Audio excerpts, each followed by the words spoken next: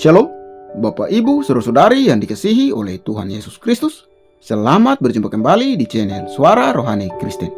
Pada kesempatan malam hari ini, kita akan sama-sama mendengarkan khotbah yang akan disampaikan oleh Ibu Pendeta Basir tentang kepercayaan kepada Allah dalam kesusahan. Dan sebelum kita mendengarkan khotbah pada malam hari ini, saya akan membacakan satu ayat firman Tuhan yang terambil di dalam Mazmur pasal 118 ayatnya yang ke-5. Dalam kesesakan aku telah berseru kepada Tuhan. Tuhan telah menjawab aku dengan memberi kelegaan. Terima kasih Bapa. Kami percaya semua yang terjadi di hidup kami adalah bagian dari proses Tuhan di hidup kami, dan kami akan keluar sebagai pemenang Tuhan. Karena itu berbicara bagi kami, urapi hamba-Mu yang tidak ada apa-apanya, urapi setiap kami, firman Tuhan menjadi kekuatan bagi kami, bahkan firman-Mu Tuhan akan menjadi satu alat untuk kami boleh menang dan melihat bahwa bersama Tuhan tidak ada perkara yang mustahil. Di dalam nama Tuhan Yesus, dalam nama Yesus, yang percaya Tuhan di tengah kita memberkati kita, sama-sama katakan amin. Tepuk tangan buat Tuhan Yesus, saudara. Hari ini saya pengen kita sama-sama belajar firman Tuhan terambil dari Mazmur 56. Judul perikopnya di sana, kepercayaan kepada Allah dalam kesusahan. Setiap kita hari-hari ini sedang berada dalam peperangan rohani. Amin, saudara. Kita sedang berdiri di dalam peperangan rohani, dan iblis itu pasti akan berusaha untuk membuat kita ini takut, khawatir, sehingga kita kehilangan iman. Dan ketika kita kehilangan iman, kita kehilangan pengharapan, maka kita akan jadi orang-orang yang kalah. Melihat keadaan zaman hari-hari ini, saudara buka TV, beritanya pembunuhan. Ya, buka TV, beritanya peperangan, kekacauan. Kita lihat keadaan zaman sekarang ini memang ya sangat tidak menentu, dan kita ini dituntut untuk menjadi orang-orang yang menang di dalam setiap pertempuran iman kita. Kepercayaan kepada Allah dalam kesusahan, kita buka bersama Mazmur 56. Untuk pemimpin biduan, menurut lagu, merpati di pohon-pohon tarbantin yang jauh. Miktam dari Daud. Ketika apa? Orang Filistin menangkap dia di Gat. Saudara, kita tahu bersama ini adalah satu kisah dan nyanyian Miktam Daud ketika dia berada di Gat waktu dia sedang dalam pelarian. Waktu Daud itu mengalahkan Goliat, saudara, pada saat itu Saul begitu memuji Daud, dia diangkat menjadi panglima perang di Israel. Tapi ketika akhirnya semua orang matanya tertuju kepada Daud, Saul menjadi iri hati. Lalu Saul berusaha untuk membunuh Daud, ya. Dan Daud lari, saudara. Saya pengen kita semua membayangkan kalau seseorang itu dikejar, yang kejar dia itu raja loh. Musuhnya dia ini raja. Saudara bisa bayangkan kalau ya kita ini menjadi musuhnya seorang kepala negara, lalu semua tentara itu dikerahkan untuk cari. Kita nggak punya kesempatan untuk lari, mau lari kemana? Ini semua dikerahkan, saudara, dan dikasih hadiah. Siapa yang menemukan dapat hadiah. Yang suruh cari kepala negara, raja, saudara. Daud bingung, dia mau lari kemana dalam ketakutan yang begitu luar biasa. Saya percaya ketakutan yang dialami kita saat ini, saudara sedang ada masalah. Berapa banyak yang lagi ada masalah, angkat tangan. Yang lagi ada masalah, angkat tangan. Yang tidak ada masalah, angkat tangan. Yang bingung, angkat kaki. Ini kayaknya semuanya bingung ya. Saudara, ya, semua masalah yang kita hadapi hari ini tidak ada yang lebih berat saat itu dibandingkan dengan apa yang Daud alami saat itu. Saudara setuju nggak sama saya? Yang nggak setuju pulang saja. Setuju ya? Kenapa? Memang iya kan, dia disuruh cari raja loh. Raja nih yang suruh cari. Saudara, saya yakin dan percaya tidak ada satupun di antara kita hari ini yang sedang punya masalah yang kita memiliki ketakutan seperti Daud hari itu. Setuju? Dia disuruh cari oleh kepala negara, mau dibunuh. Ya, yang besok jatuh tempo siapa? Ini juga masalah loh ya. Kita besok jatuh tempo takut nggak? Takut, tapi masih bisa lari lah ya. Masih bisa alasan. Tapi Daud nggak ada ampun. Kalau ditemukan pasti dibunuh. Saul memerintahkan seluruh pasukan cari Daud di mana dia pergi. Lalu Daud itu dalam ketakutannya dia berpikir gini, kalau saya lari daerahnya masih di Israel, mereka akan menemukan saya. Cara yang paling bagus adalah saya akan melarikan diri di daerah musuhnya Israel, yaitu di negeri orang Filistin. Itu negeri asalnya Goliat. Menurut saudara kira-kira ini beresiko juga enggak? Ya, sangat kan? Sangat beresiko. Dia lari ke negeri musuhnya, negaranya, dan dia pernah membunuh pahlawannya orang Filistin, yaitu Goliat. Enggak mudah saudara. Saya tuh kalau baca Alkitab saya mencoba membayangkan. Makanya kalau baca Alkitab jangan dilewati itu. Lalu pergilah Daud ke negeri orang Filistin. Ya kita nggak dapat apa-apa. Tapi saya mencoba membayangkan loh, kalau saya menjadi Daud hari itu, karena dia sudah tidak punya pilihan kemana dia akan melarikan diri, pasti ketemu sama Raja Saul dan pasukannya. Jadi Daud berpikir, ya udah aku lari aja ke negeri musuhnya orang. Padahal Daud orang terlalu beresiko, karena di sana juga dia bisa mati. Dan benar saudara, akhirnya Daud memilih untuk lari ke negeri orang Filistin. Apapun resikonya, di sana saya masih bisa menyamar, siapa tahu nggak ketahuan, ya siapa tahu luput, ya udahlah nyawaku ada di tangan Tuhan. Dia pergi lari ke Gad, itu adalah kota asalnya Goliat. Lalu saudara, ketika ada di Gad, Daud itu menulis Mazmur ini saudara, yang kita baca hari ini. Ya, kalau kita membaca Alkitab, ada latar belakangnya, itu akan membuat kita lebih mengerti.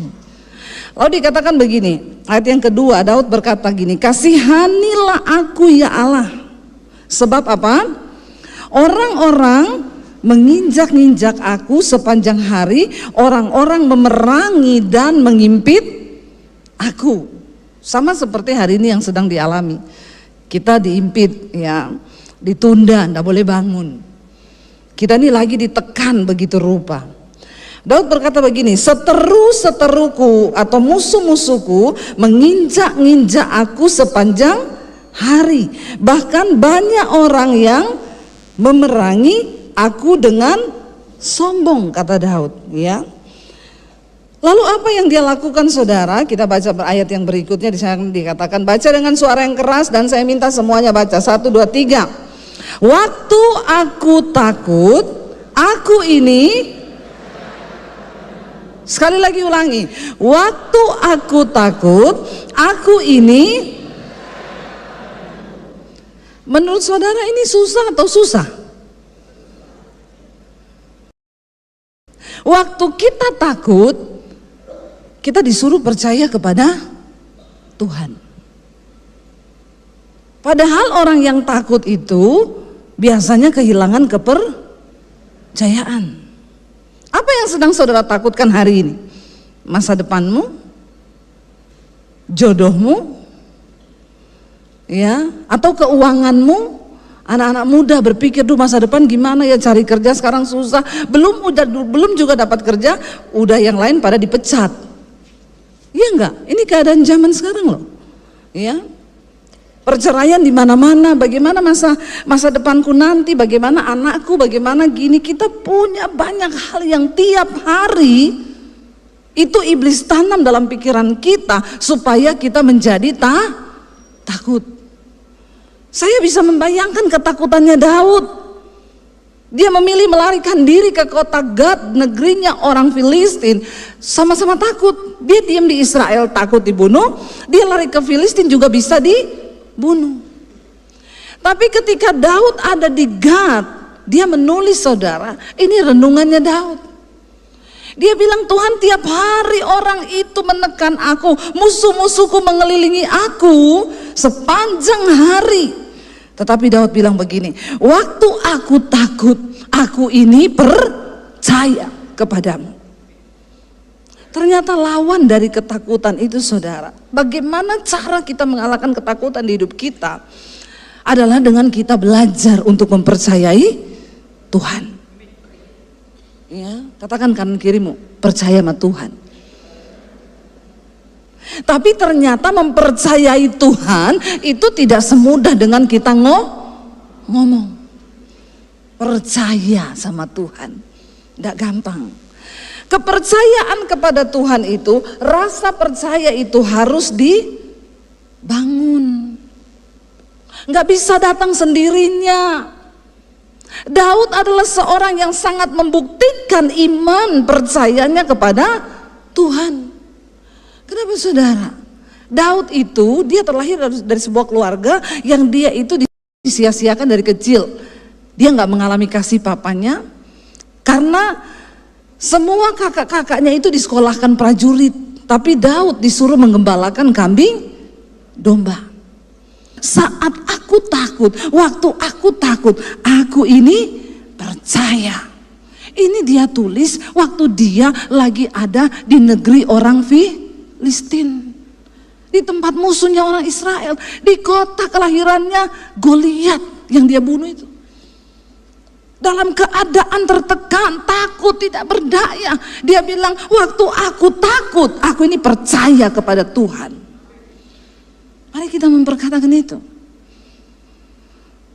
Waktu kita berjalan dalam visi Tuhan, dalam kebenaran, bukan berarti nggak akan ada masalah, saudara. Ya, kenapa? Seringkali Tuhan izinkan kita yang berjalan dalam kehendak Tuhan akan mengalami masalah, tekanan, hambatan, persoalan, supaya kita punya pengalaman pribadi dengan Tuhan. Dan itu akan menjadi sebuah kesaksian. Saudara, iman itu, kepercayaan kepada Tuhan itu harus dibangun berdasarkan pengalaman pribadi kita dengan Tuhan. Daud ngalami itu. Sampai kita tahu akhirnya bersama ceritanya. Daud itu mengalahkan Goliat. Dia waktu hari itu menurut Daud itu ketidaksengajaan, tapi itu masuk dalam agendanya Tuhan. Bapaknya bilang begini, Daud, sini Pak, kenapa? Kamu pergi ya ke medan perang, di sana kakak-kakakmu tuh lagi bersiap-siap. Kamu bawa roti buat mereka sama susu. Kasihan mereka itu udah kelaparan. Hari itu Daud cuma pergi untuk antar makanan untuk kakak-kakaknya. Daud tidak pernah berpikir kalau hari itu menjadi hari promosinya Tuhan buat Daud. Waktu dia pergi sampai di situ, dia dengar Goliat lagi menghina barisan tentara Allah yang hidup. Goliat lagi bilang, siapa di sini katanya kamu punya Tuhan yang hebat? Kalau Tuhanmu hebat, siapa di antara kalian yang bisa ngalahin aku? Semua tentara begini, saudara. Melihat Goliat yang begitu besar, tinggi, dan dia orang yang prajurit, ya. Waktu semua ketakutan, pas Daud datang, Daud bilang begini, siapa ini orang yang tidak bersunat ini, yang berani menghina nama Tuhan yang hidup? Aku akan mengalahkan dia. Semua tertawa, lu mau kalahin dia?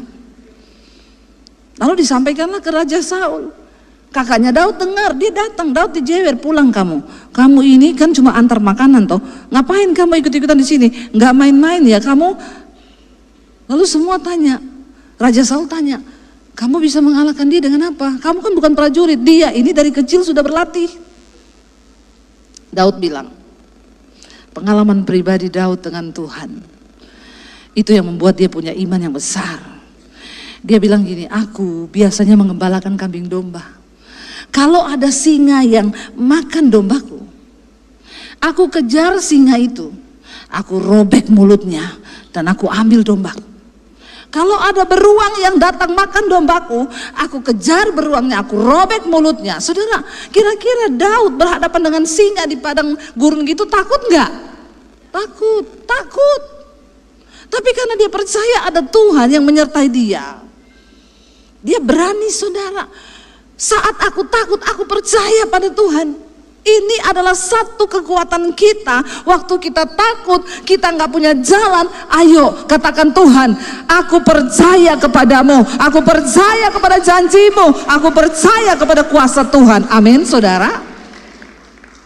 Dan Daud berkata kepada mereka semua, Tuhan yang menyertai aku, yang mengalahkan singa dan beruang itu, Tuhan yang sama, yang akan menyertai aku untuk mengalahkan orang Filistin yang tidak bersunat hati ini. Dan Daud maju, saudara. Dan hari itu Daud memperoleh kemenangan. Tidak mungkin cuma satu batu bisa bikin dia mati. Itu cuma batu biasa. Ada tentara Israel punya senjata yang lebih hebat. Tapi kenapa cuma dengan batu bisa mati? Karena ada kuasa Tuhan. Jangan pernah kecilkan dirimu. Kau punya Tuhan yang besar. Jangan pernah kecilkan masa depanmu. Engkau punya Tuhan yang hebat. Amin, saudara. Jangan bilang kita ini minoritas. Tuhan kita, Tuhan yang besar. Dan kita gak perlu takut. Saat itu, saudara, Daud melihat kemenangan itu. Kenapa dia punya iman dan dia bilang, waktu aku takut, aku ini percaya kepadamu, kepada Allah yang firman-Nya kupuji, kepada Allah aku percaya, aku tidak takut. Apakah yang dapat dilakukan manusia terhadap aku? Mari kita semua berdoa. Biar hari-hari terakhir ini kita punya iman yang luar biasa. Tidak ada cara lain untuk kita menang dalam pertempuran selain kita punya iman dan rasa percaya yang kuat kepada Tuhan, saudara. Ketakutan apa yang sedang kau alami hari ini, saudara? Jangan biarkan ketakutan itu menutup mata iman kita. Katakan, Tuhan, waktu aku takut, aku ini percaya. Kita nyanyi pujian, ku tidak takut sebab kau besertaku.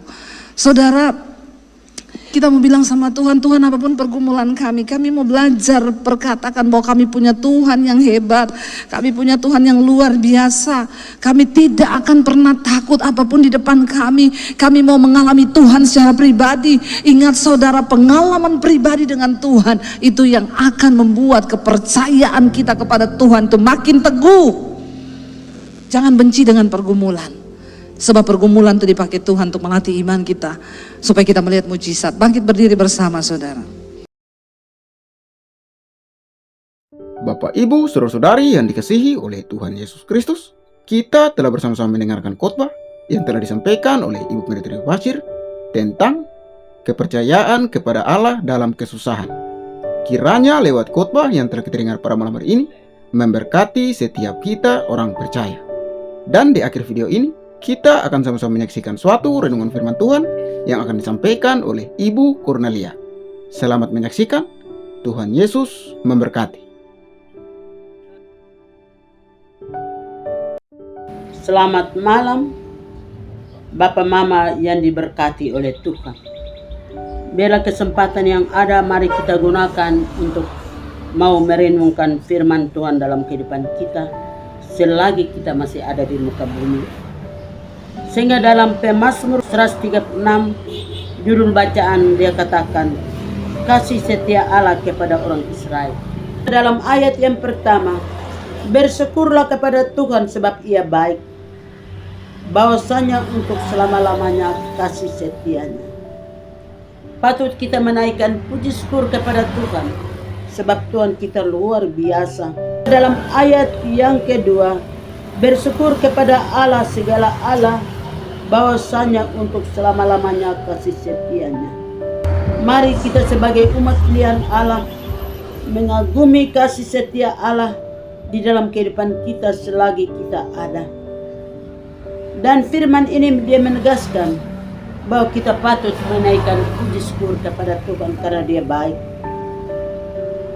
Dalam ayat yang keempat, kepada Dia seorang diri yang melakukan keajaiban-keajaiban besar, bahwasanya untuk selama-lamanya kasih setia Allah. Kita harus mensyukuri atas apa yang Tuhan berikan kepada kita. Dalam ayat yang kelima, kepada Dia yang menjadikan langit dengan kebijaksanaan, bahwasanya untuk selama-lamanya kasih setianya. Dalam ayat yang keenam dia katakan, kepada Dia yang menghamparkan bumi di atas air, bahwasanya untuk selama-lamanya kasih setianya. Di dalam ayat yang ke-6, kepada Dia yang menjadikan benda-benda penerang yang besar, bahwasanya untuk selama-lamanya kasih setianya. Matahari untuk menguasai siang, bahwasanya untuk selama-lamanya kasih setia Tuhan. Di dalam ayat yang ke-9, bulan dan bintang-bintang untuk menguasai malam, bahwasanya untuk selama-lamanya kasih setia Tuhan. Bapa Mama, mari kita mau merenungkan firman ini bagi kehidupan kita selagi kita ada. Dia menciptakan segala sesuatu, iya dan amin. Dalam ayat yang ke-11 dari firman Tuhan, dan membawa Israel keluar dari tengah-tengah mereka, bahwasanya untuk selama-lamanya kasih setia Tuhan. Apabila kita ikut apa maunya Tuhan, hidup kita diberkati oleh Tuhan.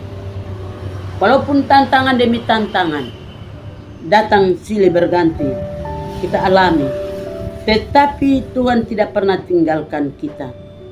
Tuhan selalu menyapa kita sebagai umat kesayangannya. Tuhan setia walaupun tidak pernah kita setia. Dia tetap setia kepada kita sebagai umatnya. Mari pengharapan kita hanya kepada Tuhan. Di dalam pengharapan kita, Tuhan selalu siap dan menjawab itu bagi kehidupan kita. Sehingga di dalam ayat yang terakhir, ayat yang ke-13, kepada Dia yang membelah laut, bahwasanya untuk selama-lamanya kasih setia Tuhan. Tuhan membuka jalan laut, maka orang Israel keluar dengan rasa segan kepada Tuhan. Dan mata air Tuhan buka di padang gurun. Ternyata di tempat di mana gersang, menurut kita bahwa tidak mungkin. Dan itulah yang Tuhan buat bagi kehidupan kita. Biar pada malam hari ini, mari kita pulang di dalam firman. Kita pulang dan menceritakan keajaiban Tuhan dalam kehidupan kita. Tuhan membuat yang tidak mungkin menjadi mungkin, yang tidak ada menjadi ada. Dia buat banyak mujizat yang terjadi di muka bumi ini. Mari kita renungkan itu dalam kehidupan kita. Dan kita mau katakan, Tuhan kita luar biasa. Mulai dari malam ini sampai Maranatha. Di dalam nama Bapa, Putra, dan Roh Kudus. Amin.